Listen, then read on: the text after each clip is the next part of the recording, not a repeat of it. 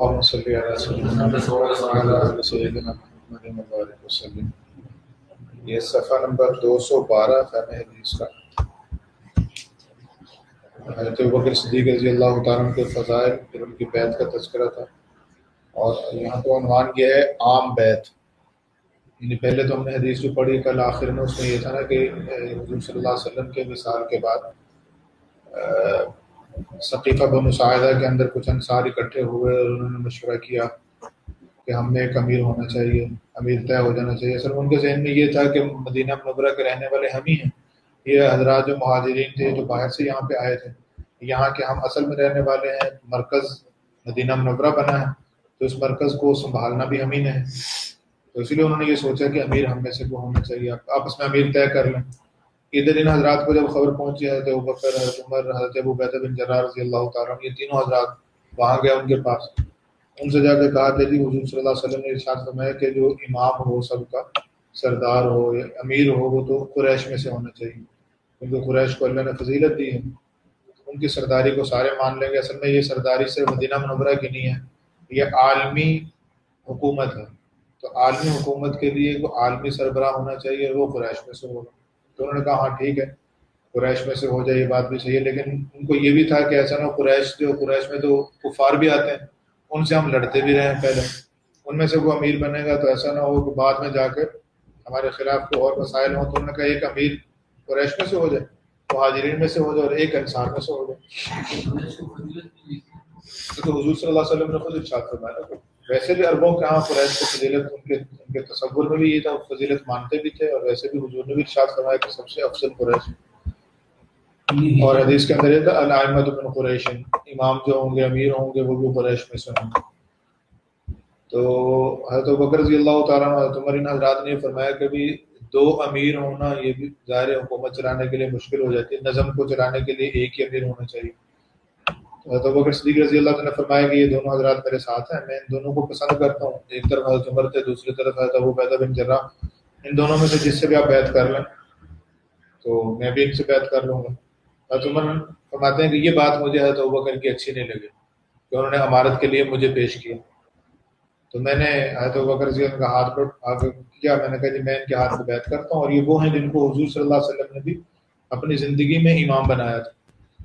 ان کے ہاتھ پہ میں بیعت کرتا ہوں، آپ بھی بیعت کر لیں۔ تو ان لوگوں نے سب نے وہاں پہ بیعت کر لی۔ تو ہنگامی حالات میں سمجھیں کہ امت کو سنبھالنا تھا، اس موقع پہ فوراً یہ بیعت لے لی گئی، لیکن اس کے بعد صرف اسی بیعت پہ اکتفا نہیں کی گئی بلکہ بیعت عام بھی ہوئی، اس کا تذکرہ آج پڑھیں۔ سید جو ہیں وہ قریش کی میں سے ہی ہیں نا، سید تو حضور صلی اللہ علیہ وسلم کے خان نسب میں سے آگے چلیں گے نا، جو حضرت فاطمہ کے اولاد ہیں ان کو سید کہا جاتا ہے۔ قریش عام ہے، سید ان میں سے بھی خاص ہے۔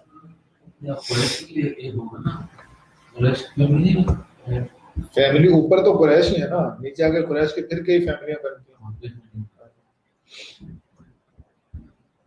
حضرت انس رضی اللہ تعالیٰ عنہ سے روایت ہے، انہوں نے نبی صلی اللہ علیہ وسلم کی وفات کے پہلے دن جوش میں اپنا خطبہ اور تقریر میں کہا کہ نبی صلی اللہ علیہ وسلم کی وفات نہیں ہوئی۔ یعنی حضرت عمر رضی اللہ تعالیٰ عنہ، یہاں رہ گیا ترجمے میں، حضرت انس رضی اللہ تعالیٰ سے روایت ہے کہ حضرت عمر رضی اللہ تعالیٰ عنہ نے نبی صلی اللہ علیہ وسلم کی وفات کے پہلے دن جوش میں اپنے خطبہ اور تقریر میں کہا کہ نبی صلی اللہ علیہ وسلم کی وفات نہیں ہوئی اور آپ عن قریب واپس لوٹیں گے، لیکن پھر حضرت ابوبکر رضی اللہ تعالیٰ عنہ کی تقریر سے سنبھل گئے، اور حضرت انس رضی اللہ تعالیٰ عنہ نے دوسرے دن حضرت عمر رضی اللہ تعالیٰ عنہ کو منبر پر بیٹھے دوسری تقریر کرتے ہوئے سنا،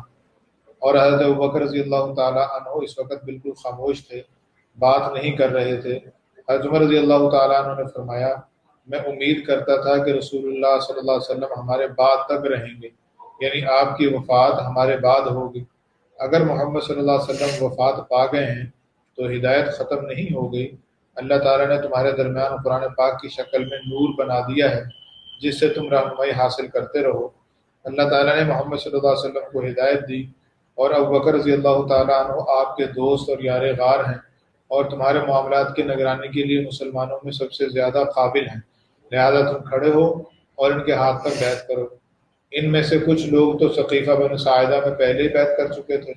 اب جو بیعت ہوئی وہ عام بیعت تھی، یعنی سب لوگوں کی بیعت لی گئی۔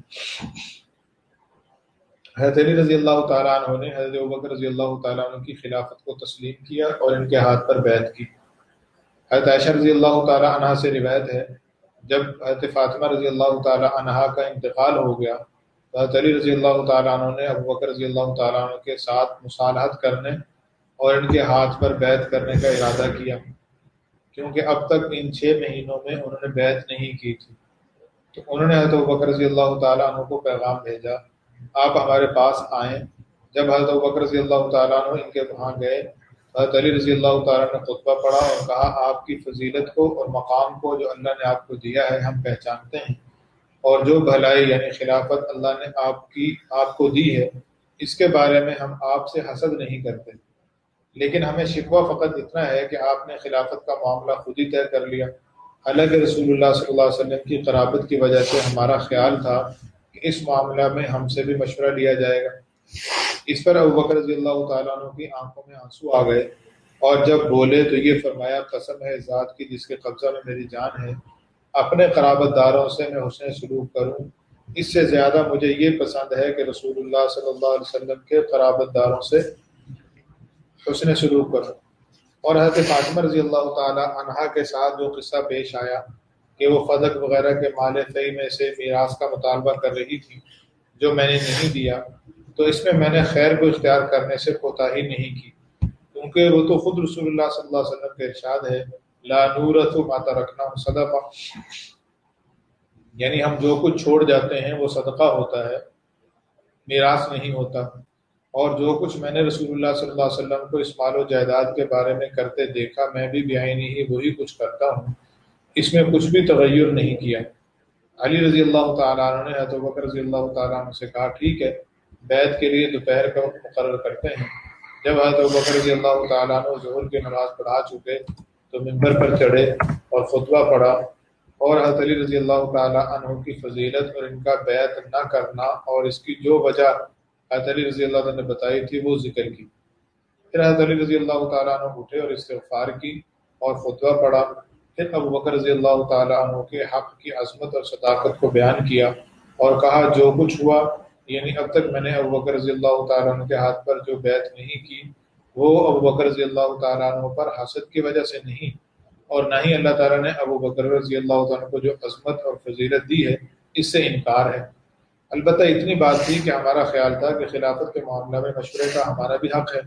جبکہ اس کو انہوں نے خود ہی اپنے آپ طے کر لیا، اس وجہ سے ہمیں شکوہ تھا۔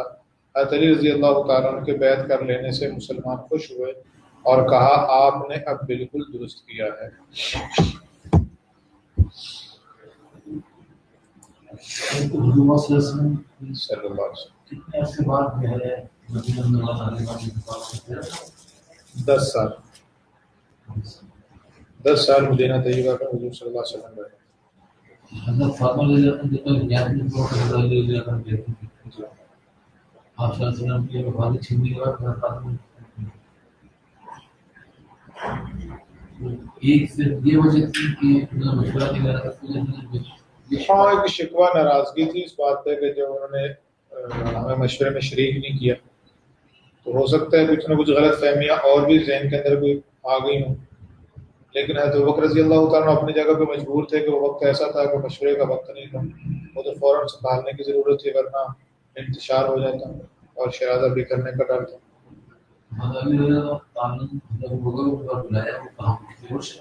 نہیں وہی مدینہ منورہ میں اپنے گھر میں بلایا، گھر آ کے آپ سے بات کر رہے، گھر آئے بات کی، وہاں انہوں نے بیعت کا کہا، لیکن یہ بھی فرمایا کہ میں اب سب کے سامنے بیعت بھی کروں گا تاکہ سب کو پتہ چل جائے۔ تو سب کے سامنے پہ مسجد نبوی میں آ کر انہوں نے بیعت کی اور اپنا عذر بھی بیان کر دیا کہ میں نے جو پہلے بیعت نہیں کی اس کی وجہ یہ تھی کہ مجھے یہ شکوہ تھا۔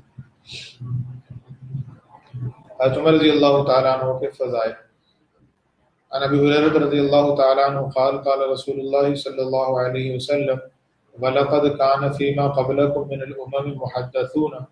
فَإِن يَكُ فِي أُمَّتِي أَحَدٌ فَإِنَّهُ عُمَرُ رضی اللہ عنہ۔ حضرت ابو ہریرہ رضی اللہ تعالیٰ عنہ کہتے ہیں رسول اللہ صلی اللہ علیہ وسلم نے فرمایا تم سے پہلے جو امتیں تھیں ان میں ایسے لوگ ہوتے تھے جن سے فرشتے باتیں کرتے تھے، لیکن یہ گفتگو وحی نہ ہوتی تھی، اگر میری امت میں کوئی ایک بھی ایسا ہے تو وہ عمر ہیں، جن سے فرشتے باتیں کرتے ہیں۔ حضرت سعد بن نبی وقاص رضی اللہ تعالیٰ عنہ کہتے ہیں رسول اللہ صلی اللہ علیہ وسلم نے حضرت عمر رضی اللہ تعالیٰ عنہ سے فرمایا، اے ابن خطاب، قسم ہے اس ذات کی جس کے قبضہ میں میری جان ہے، رستوں پر موجود شیطان جب بھی تمہیں کسی رستے پر چلتے ہوئے پاتا ہے تو وہ دین پر سختی سے کاربند ہونے کی وجہ سے اللہ تعالیٰ نے تمہیں جو ہیبت عطا کی ہے اس کی وجہ سے وہ تمہارے رستے کے علاوہ کسی دوسرے رستے کو اختیار کرتا ہے۔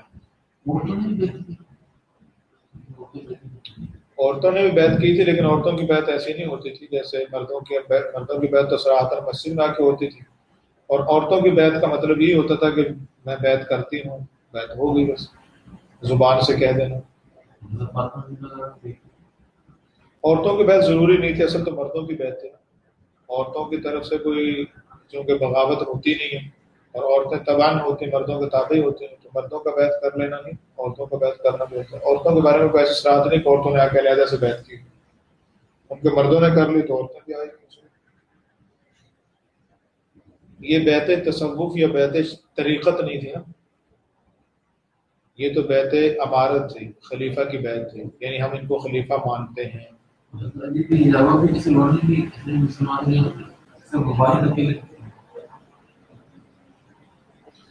ابو سعید خدری رضی اللہ تعالیٰ عنہ کہتے ہیں رسول اللہ صلی اللہ علیہ وسلم نے فرمایا، اس دوران کہ میں سویا ہوا تھا میں نے خواب میں دیکھا کہ کچھ لوگوں کو میرے سامنے پیش کیا گیا، وہ قمیض پہنے ہوئے تھے جو مختلف لمبائی کی تھیں، ان میں سے بعض کی تو صرف سینے تک تھیں اور بعض کی اس سے نیچے تک تھیں۔ پھر عمر بن خطاب رضی اللہ تعالیٰ عنہ میرے سامنے لائے گئے، وہ اتنی لمبی قمیض پہنے ہوئے تھے کہ وہ ان کے قد سے بھی زیادہ لمبی تھی اور وہ ان کو گھسیٹ رہے تھے، حضرت عمر سے اس قمیض کو گھسیٹ رہے تھے۔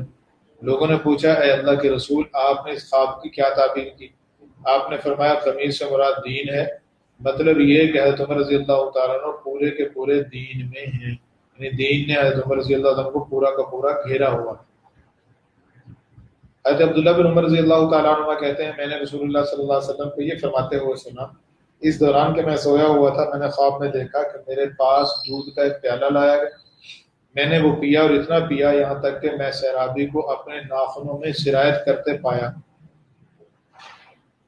پھر اپنا بچا ہوا دودھ میں نے عمر بن خطاب رضی اللہ تعالیٰ عنہ کو دے دیا جو انہوں نے پی لیا۔ لوگوں نے پوچھا، اللہ کے رسول، آپ نے اس کی کیا تعبیر کی؟ آپ نے فرمایا، دودھ سے مراد دین کا علم ہے۔ تو یہ دین کا علم گویا حضرت عمر رضی اللہ تعالیٰ نے حضور سے براہ راست حاصل کیا ہے۔ حضرت عبداللہ بن عمر رضی اللہ تعالیٰ عنہ کہتے ہیں رسول اللہ صلی اللہ علیہ وسلم نے فرمایا، اللہ تعالیٰ نے حق کو عمر کی زبان اور دل پر جاری کر دیا ہے، لہذا وہ حق ہی کہتے ہیں اگرچہ کڑوا ہو۔ حضرت عبداللہ بن عمر رضی اللہ تعالیٰ عنہ کہتے ہیں حضرت عمر رضی اللہ تعالیٰ نے فرمایا کہ دین کی 3 باتوں میں نے اپنے رب کی موافقت کی، مطلب یہ کہ جو حکم اللہ کی جانب سے آنے تھے ان کے آنے سے پہلے ہی میں نے رسول اللہ صلی اللہ علیہ وسلم سے ان کی درخواست کی اور اللہ تعالیٰ نے اسی طرح وہ حکم نازل فرما دیے۔ مقام ابراہیم کو نماز کی جگہ مقرر کرنے کے بارے میں اور امہات المؤمنین کے حجاب کرنے کے بارے میں اور جنگ بدر کے قیدیوں کے قتل کے بارے میں، یہ 3 باتیں ایسی تھیں جو میں نے حضور کو مشورہ دیا، اللہ تعالیٰ نے ویسے حکم نازل فرما دیا۔ علامہ سیوطی رحمۃ اللہ علیہ نے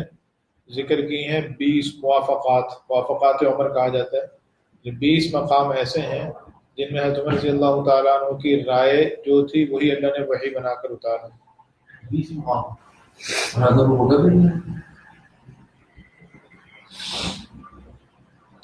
حضرت عبداللہ بن عباس رضی اللہ تعالیٰ عنہ کہتے ہیں میں کچھ لوگوں کے درمیان کھڑا تھا جو حضرت عمر رضی اللہ تعالیٰ عنہ کے لیے دعا کر رہے تھے، جبکہ ان کی نعش کو غسل اور تکفین کے لیے چارپائی پر لٹایا ہوا تھا۔ ناگہاں میرے پیچھے سے ایک شخص نے اپنی کونی میرے کندھے پر رکھی اور کہنے لگے، اے عمر، اللہ آپ پر رحم کرے، بلا شبہ میں تو یہی امید رکھتا ہوں اللہ تعالیٰ آپ کو آپ کے دونوں ساتھیوں کے ساتھ کر دیں گے، کیونکہ میں کتنی ہی مرتبہ رسول اللہ صلی اللہ علیہ وسلم کو یہ فرماتے سنتا رہا ہوں کہ میں تھا اور ابو بکر اور عمر تھے،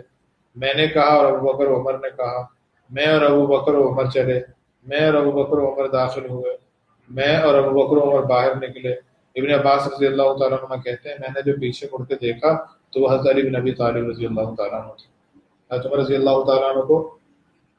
غسل کے لیے بھٹے پہ رکھا تھا. تو ابن عباس کہتے ہیں میں کھڑا تھا اور میری پیچھے کندھے پہ کسی نے پونی رکھ کے یہ باتیں کر رہے تھے, اور یہ میں نے پیچھے مڑ کے دیکھا تو حضرت علی تھے جو یہ کہہ رہے تھے کہ حضور صلی اللہ علیہ وسلم نے بارہا ان حضرات کا تذکرہ اپنے ساتھ کیا. ایک موقع پہ تو یہ ہوا کہ حضور نے ارشاد فرمایا کہ ایک بندہ بیل لے کے جا رہا تھا اور راستے میں بیل کے اوپر سوار ہو گیا. تو بیل نے اس سے کہا کہ ہم اس لیے تو نہیں بنائے گا, ہمیں تو اس لیے بنایا کہ ہمارے ذریعے سے ہل جوت لو, کھیتی کاشت کرو, سواری کے لیے تو ہمیں نہیں بنایا. تو صحابہ نے عرض کیا اللہ کے رسول بیل بھی بولتا ہے؟ تو آپ نے فرمایا ہاں بیل بھی بولتا ہے, میرا بھی اس پر ایمان ہے, ابو بکر کا بھی ایمان ہے, عمر کا بھی ایمان ہے. وما ہما سما, حالانکہ یہ دونوں حضرات وہاں نہیں تھے. تو اتنی محبت اور تعلق کے بعد کہ حضور ان کا بار بار تذکرہ کریں. اس لیے حضرت علی فرماتے ہیں کہ میں نے بارہا حضور کی زبان اقدس سے ان دونوں کا تذکرہ سنا تھا. تو عمر آپ آخرت میں بھی حضور کے ساتھ ہیں. حضرت عثمان رضی اللہ تعالیٰ عنہ ان کے فضائل. حضرت عائشہ رضی اللہ تعالیٰ عنہ کہتی ہیں رسول اللہ صلی اللہ علیہ وسلم اپنے گھر میں لیٹے ہوئے تھے اس حالت میں کہ آپ کی رانوں پر سے قمیض کا کپڑا ہٹا ہوا تھا یا آپ کی پنڈلیاں کھلی ہوئی تھیں.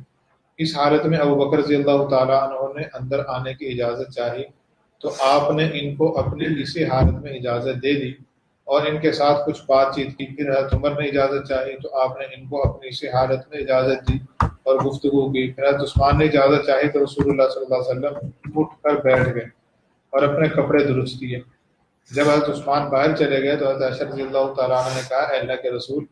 ابو بکر اندر آئے لیکن آپ نے کپڑے درست کرنے کے لیے کوئی حرکت نہ کی اور نہ ان کی پرواہ کی. پھر عمر اندر آئے تب بھی آپ نے کوئی حرکت نہیں کی اور نہ ان کی پرواہ کی. لیکن پھر جب حضرت عثمان اندر آئے تو آپ اٹھ کر بیٹھ گئے اور آپ نے اپنے کپڑوں کو بھی درست کیا. اس کی کیا وجہ ہے؟ آپ صلی اللہ علیہ وسلم نے فرمایا عثمان میں حیا کا مادہ اور جذبہ بہت زیادہ ہے اور وہ ان چھوٹی چھوٹی باتوں کا بھی لحاظ رکھتے ہیں. ان کے اس وصف کی فرشتے بھی رعایت کرتے ہیں, تو کیا میں اس شخص سے حیا نہ کروں اور اس کے حیا کی رعایت نہ کروں جس سے فرشتے بھی حیا کرتے ہیں؟ ایک ہی روایت میں ہے آپ صلی اللہ علیہ وسلم نے فرمایا بلا شبہ عثمان بہت ہی حیادار شخص ہیں. مجھے یہ ڈر ہوا کہ اگر میں نے اپنی اسی حالت میں ان کو اندر آنے کو کہا تو وہ اپنی حاجت اور ضرورت کو مجھ تک نہ پہنچائیں,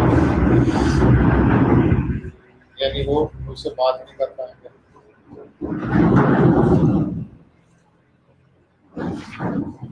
عبد الرحمن بن خباب رضی اللہ تعالیٰ عنہ کہتے ہیں میں مسجد میں نبی صلی اللہ علیہ وسلم کے پاس حاضر تھا جب آپ لوگوں کو غزوہ تبوک کے لیے مال اکٹھا کرنے کی ترغیب دے رہے تھے. چونکہ اس وقت سخت گرمی اور قحط اور سامان کی قلت کے حالات تھے, اس وجہ سے اس غزوہ کے لشکر کو عسرت اور تنگ دستی کا جیش بھی کہتے ہیں. تو حضرت عثمان رضی اللہ عنہ اٹھے اور کہا اللہ کے رسول,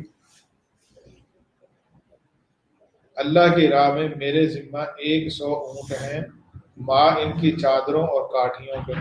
یعنی ان کے ساز و سامان سمیت 100 اونٹ. نبی صلی اللہ علیہ وسلم نے پھر ترغیب دی. حضرت عثمان رضی اللہ عنہ نے دوبارہ اٹھے اور کہا اللہ کی راہ میں میرے ذمے 200 اونٹ, ان کے ساز و سامان سمیت ہیں. رسول اللہ صلی اللہ علیہ وسلم نے مزید ترغیب دی تو حضرت عثمان تیسری مرتبہ اٹھے اور کہا اللہ کی راہ میں میرے ذمے 300 اونٹ, ماں ان کے ساز و سامان کے.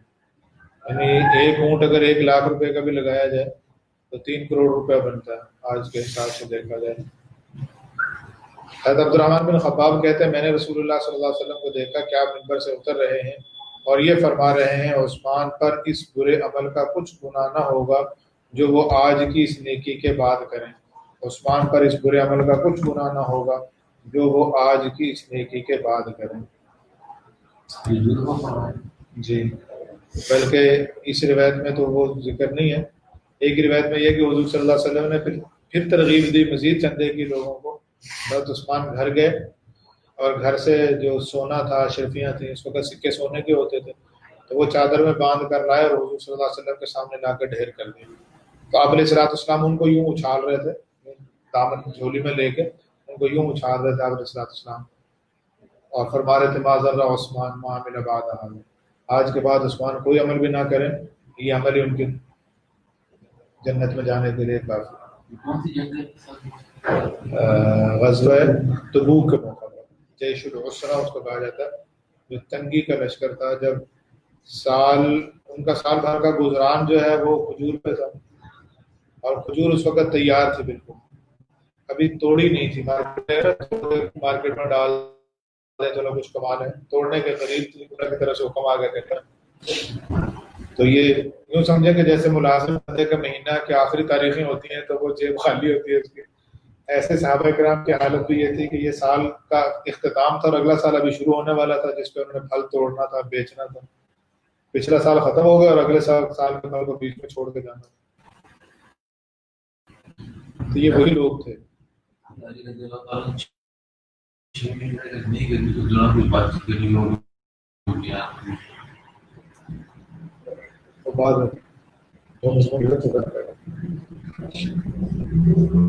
رضی اللہ تعالیٰ عنہ کہتے ہیں جب رسول اللہ صلی اللہ علیہ وسلم صلح حدیبیہ کے سال صحابہ کے ساتھ عمرہ کے لیے تشریف لے گئے اور مشرکین مکہ نے مکہ مکرمہ میں داخل ہونے سے روکا تو مکہ والوں سے بات چیت کے لیے حضرت عثمان رضی اللہ تعالیٰ عنہ کو بھیجا گیا. پیچھے یہ خبر اڑا دی گئی کہ حضرت عثمان رضی اللہ تعالیٰ عنہ شہید کر دیے گئے.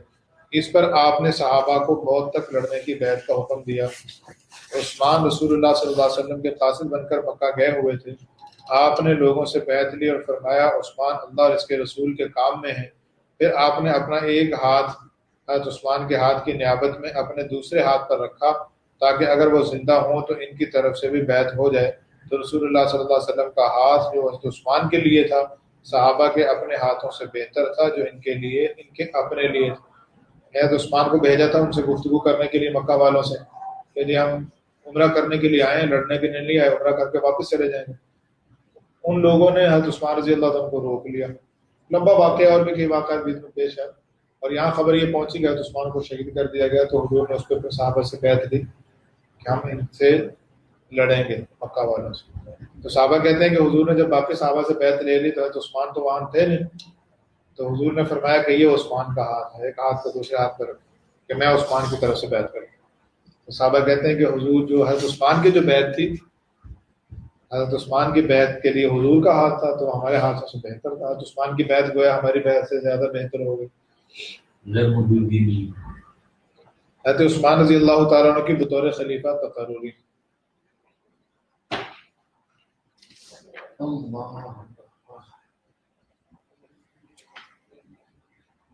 عامر بن میمون رحمۃ اللہ علیہ کہتے ہیں جب حضرت عمر بن خطاب رضی اللہ تعالیٰ عنہ کو زخمی کیا گیا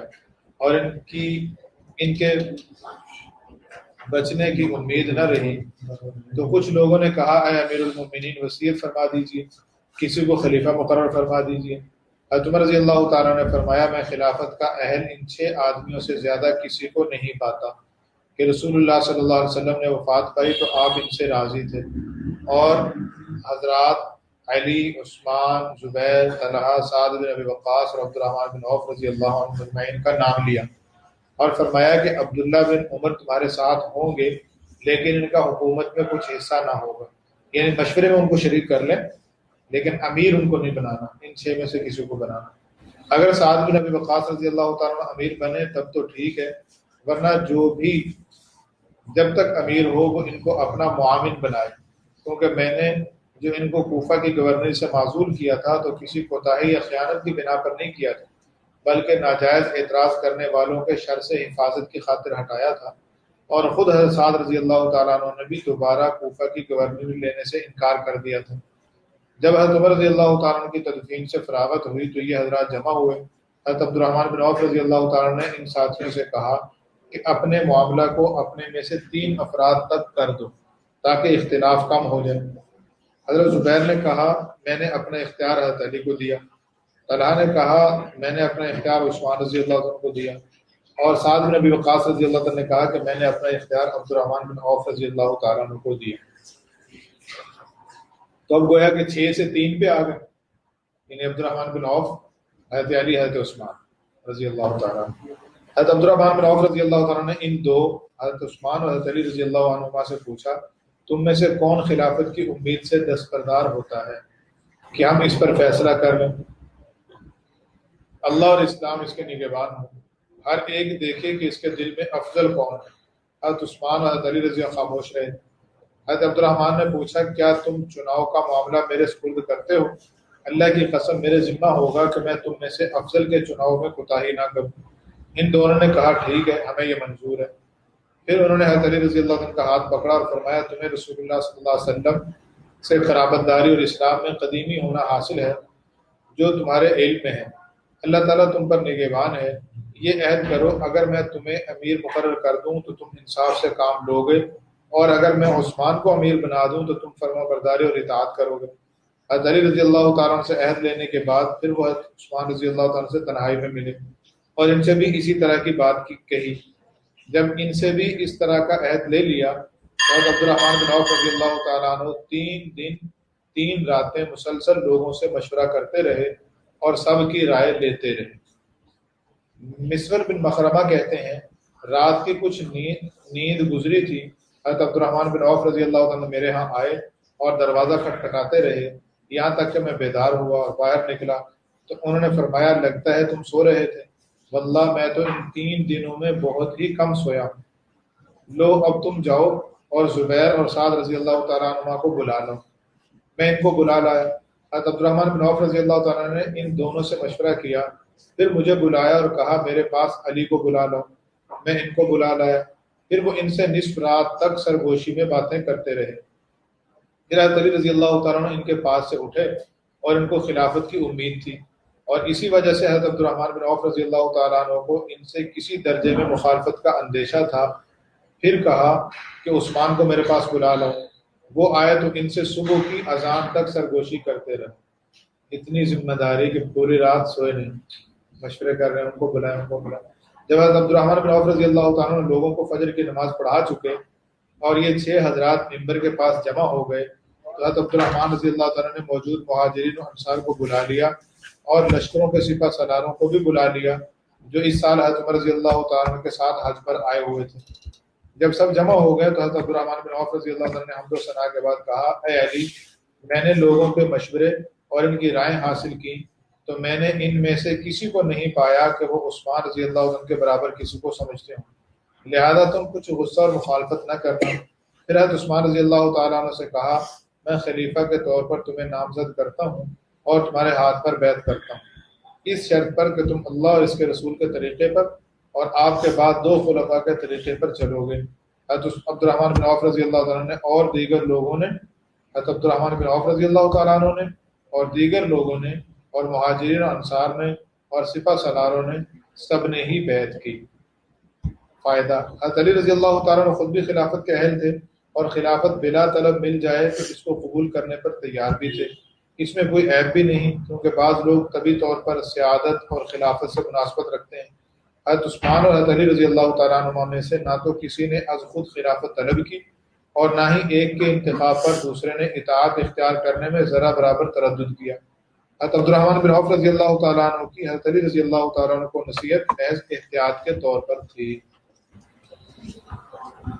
چلیں جی، باقی انشاءاللہ تعالیٰ پھر اگلے ہفتے انشاءاللہ۔ السلام علیکم۔ یہ ہو کہ کچھ نہ کچھ ان کا مسئلہ ہے جو اتنا مشورہ کرتے رہے کہ